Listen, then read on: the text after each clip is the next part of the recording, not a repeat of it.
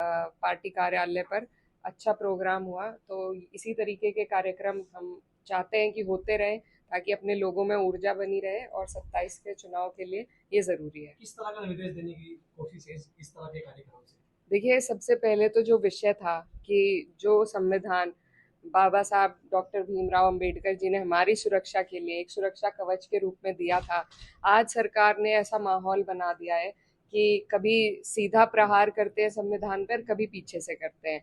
तो आज हम ही लोगों को अपने संविधान की सुरक्षा के लिए भी लड़ना है, अड़ना है, और वो लड़ाई चल रही है। अभी बिहार में जो हो रहा है, जिस तरीके से लोगों के वोटों को काटने के लिए एक नया फरमान जारी किया गया है एसआईआर के रूप में, तो ये लोकतंत्र पे एक बहुत बड़ा हमला है।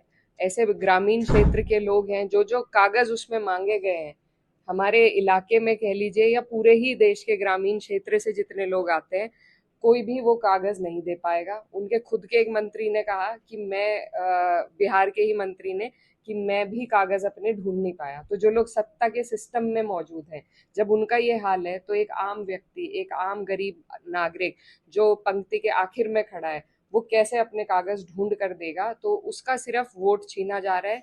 एक विशेष समुदाय को जरूर इसमें टारगेट किया जाएगा, और सिर्फ 1 डेढ़ महीने का टाइम है चुनाव में, 2 महीने का टाइम है, और इतने कम वक्त में जितने लोगों का नाम सूची में नहीं आएगा, उनके साथ बिल्कुल ये न्याय नहीं है।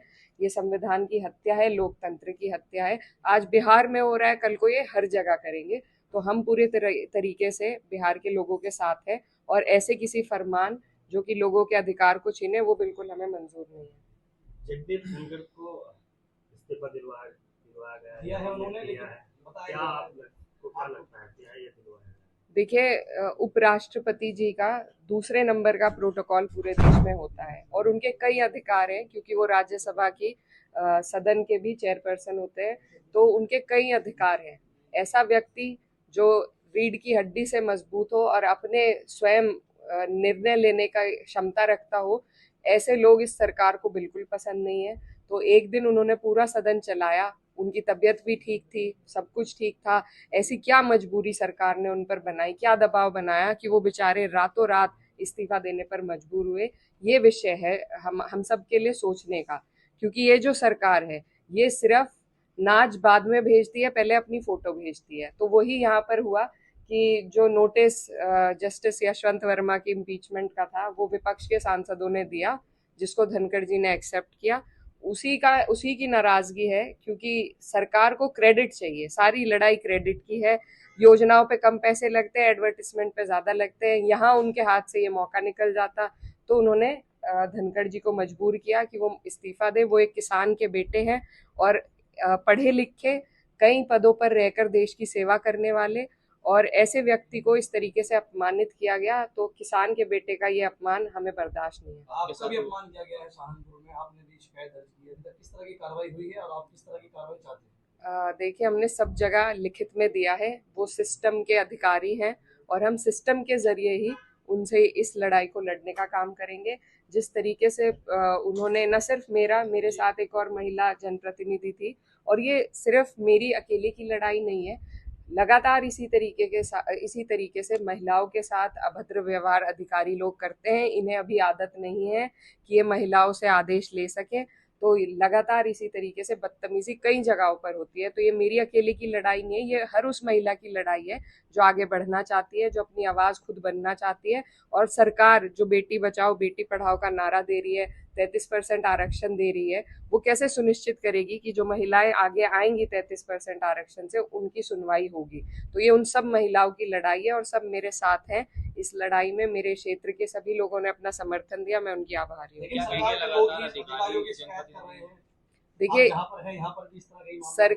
सरकारें अब इतनी इनसिक्योर हो चुकी हैं कि वो किसी अपने भी पार्टी के नेता की चलने नहीं देना चाहते हैं। सिर्फ सीएमओ, पीएमओ, सिर्फ इन 2 दफ्तरों से सरकारें चलती हैं। बाकी लोग सिर्फ कठपुतलियों का काम करते हैं।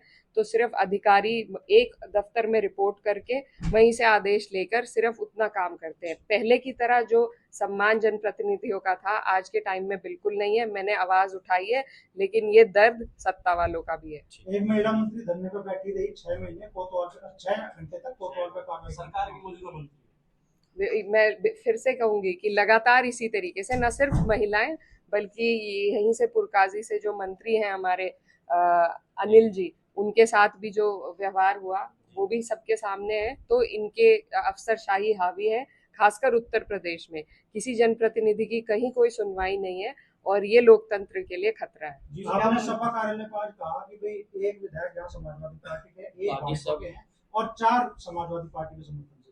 बिल्कुल, देखिए जब विधायक लड़े थे और जीते थे तब समाजवादी पार्टी लोकदल का गठबंधन था और मजबूती से हमने सफाया किया था शामली जिले में से भी, और यहाँ पर भी सिर्फ एक सीट पर सीमित कर दिया गया था भारतीय जनता पार्टी को।